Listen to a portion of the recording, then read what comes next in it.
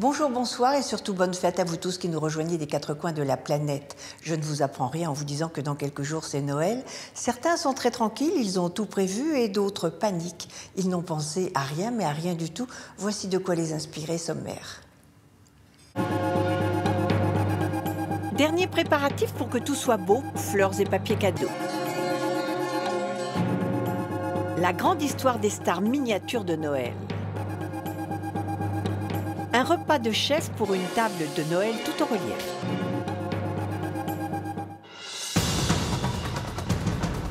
Pour ceux qui n'ont aucune idée cadeau et qui veulent quand même et à coup sûr faire plaisir, 2 plans de dernière minute.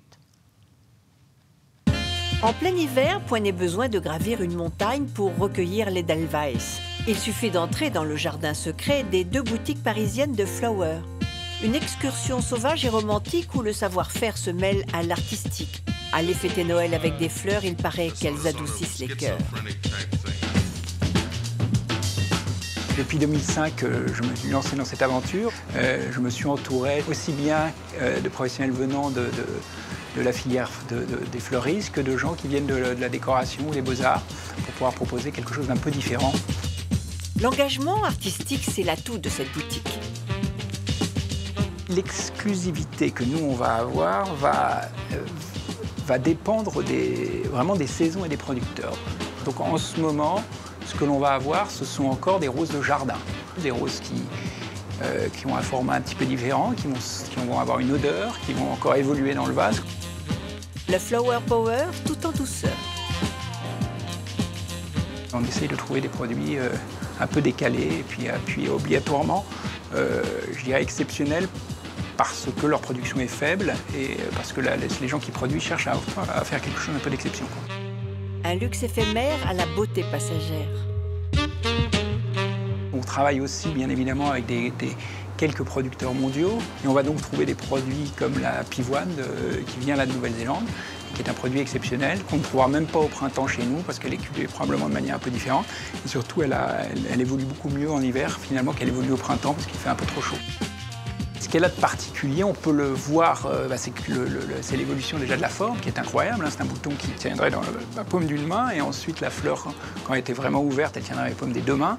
Et puis l'évolution de sa couleur, qui est un changement radical de forme et de couleur. Donc c'est une matière qui va vivre pendant 8 jours, qui va complètement évoluer, qui va être extrêmement vivante.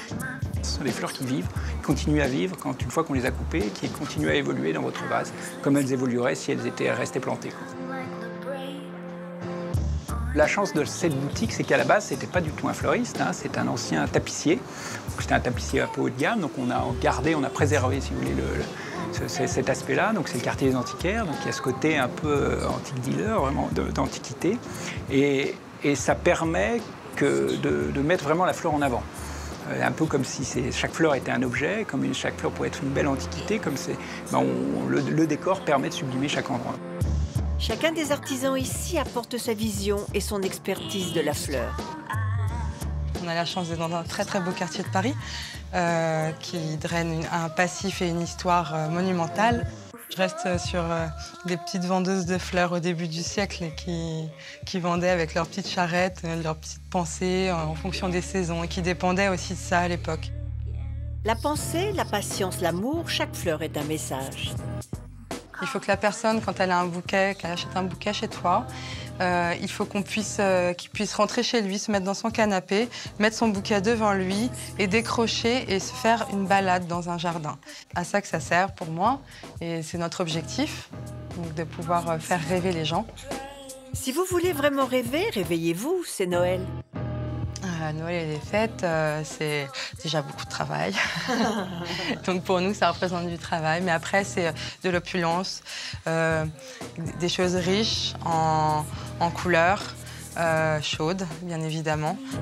Il y a des fleurs partout pour qui veut bien les voir, disait Matisse. Leur présence légère adoucit n'importe quelle atmosphère.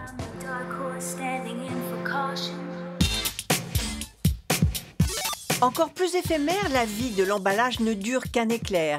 Comme le dit le proverbe, ce sont les meilleurs qui partent les premiers, car que serait un cadeau sans son emballage?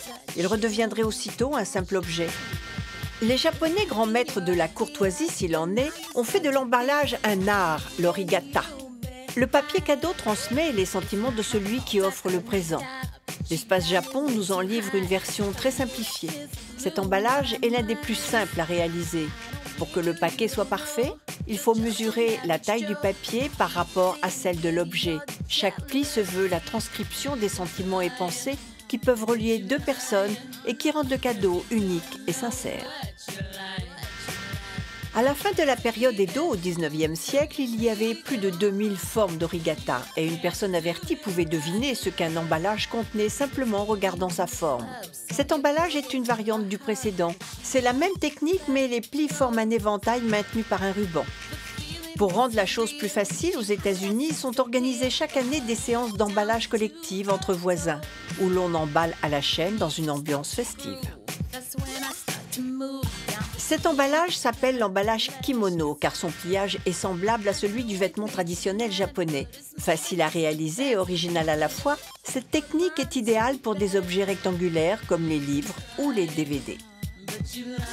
Une fois le cadeau choisi, l'emballage réalisé avec amour et attention, n'oubliez pas le moment venu le plus important, la beauté du geste. Quand le paquet est beau, peu importe la taille du cadeau. Maintenant, je vous emmène en Provence, dans les coulisses d'un joli savoir-faire, très prisé à notre époque, les santons. Ce sont des petits personnages de terre cuite qui ravissent les collectionneurs du monde entier et font briller les yeux des enfants dans les crèches de Noël.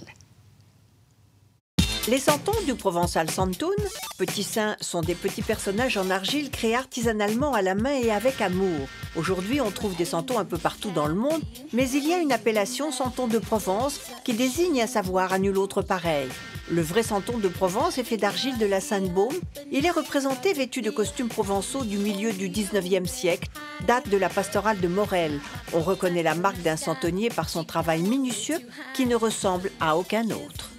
Les premières crèches, c'est Saint François d'Assise qui a créé des crèches dans les églises italiennes, mais nous, en Provence, c'est à partir de la Révolution française, où les crèches ont été interdites, que chaque personne s'est créé son propre petit hôtel chez lui et a commencé à modeler des petits bouts d'argile.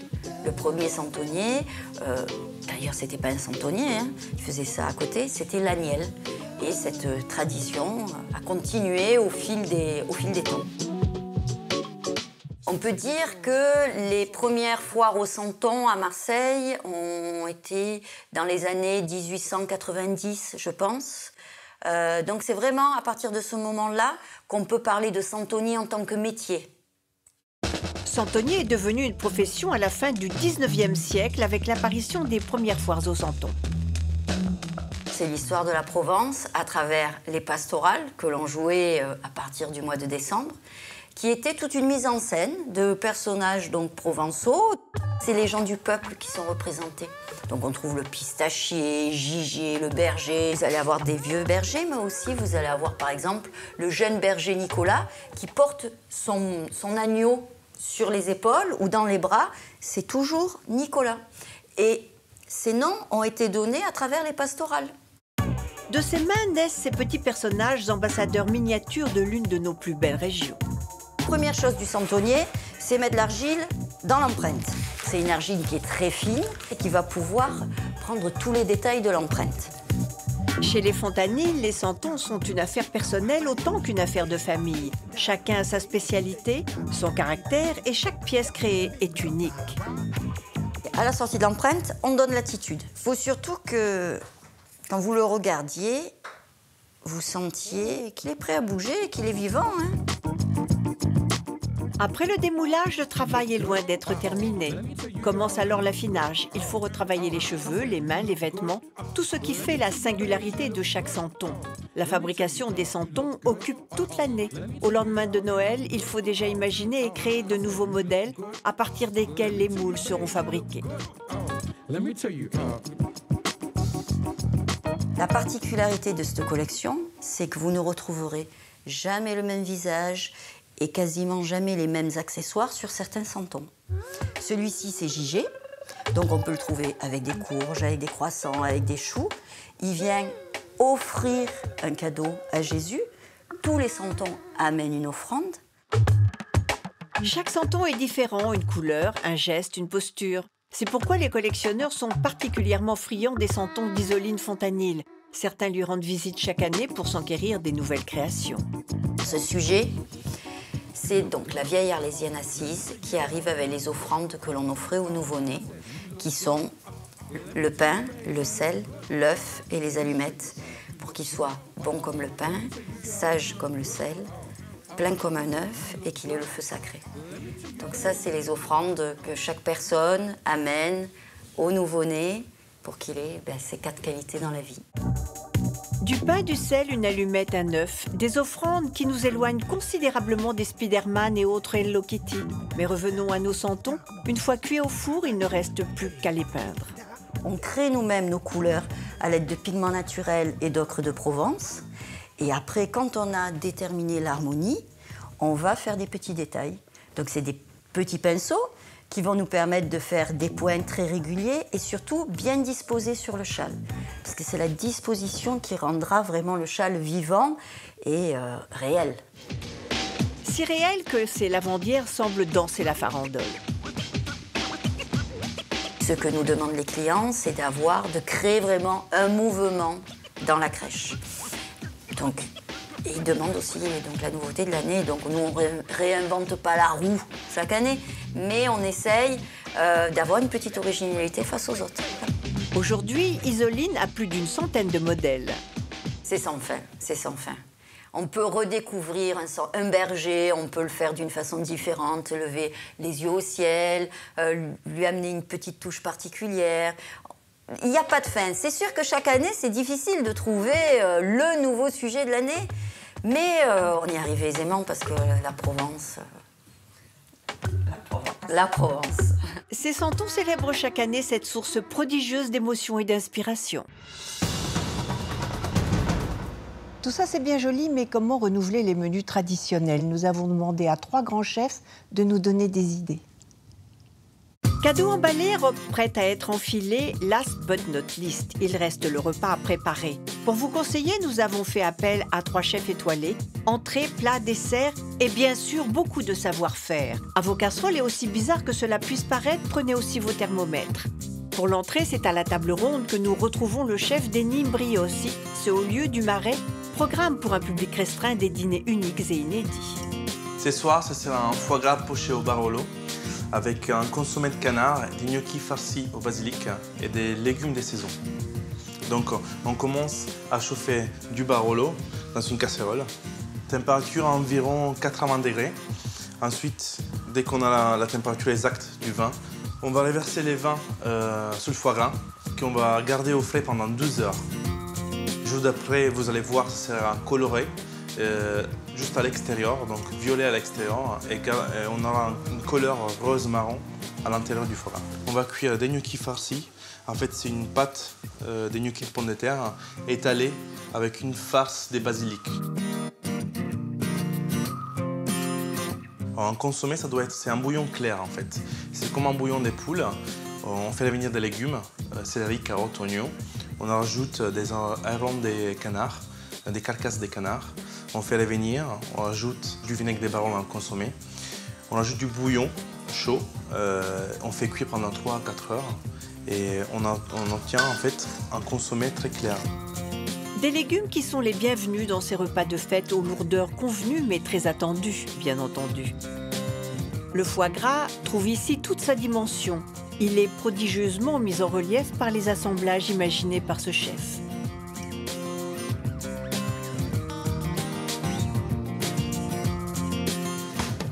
Passons au 5 avec le chef Éric Briffard qui nous ouvre les portes de sa cuisine et nous livre une belle recette originale. Pour faire rissoler, point n'est besoin de connaître les degrés. Un lit de cèpe, quelques lardons, des mouillettes, ça va pour le moment, nous suivons. Quelle est-elle? Alors, cette recette de Noël va être un œuf mollet avec une mousseline de topinambour, des œufs mollets, avec quelques petits copeaux de Voulletta, qui est une joue de porc sauvage corse, et après sublimé par quelques copeaux de truffes blanches.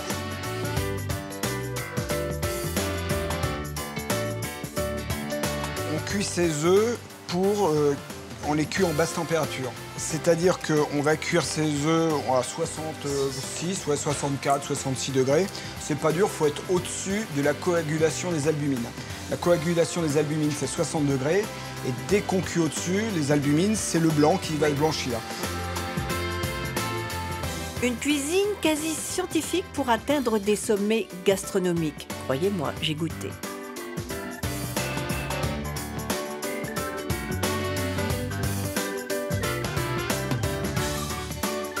Cette petite note de sucre du topinambour va vraiment bien s'accorder avec ce côté aillé, gazeux de la truffe blanche. C'est vraiment là le jeu de l'accord. L'œuf, lui, est là par les lipides qui sont là. Le jaune d'œuf, c'est le gras, c'est les lipides. Et lui, il va plus capter toutes ces saveurs pour lui donner une longueur en bouche beaucoup plus longue. Et d'autant plus que le jaune, celui-ci, il va pas être liquide. Donc, quand on va le couper, il va pas partir au fond de l'assiette. Il va rester en bouche. Et là, ça va donner de la longueur en bouche à la truffe. Donc, vous voyez, chaque chose a sa place quelque part. Des copeaux de truffes blanches. Et pour couronner un tel plat principal, un cadre digne de cette soirée, n'en doutez pas, vos invités seront comblés.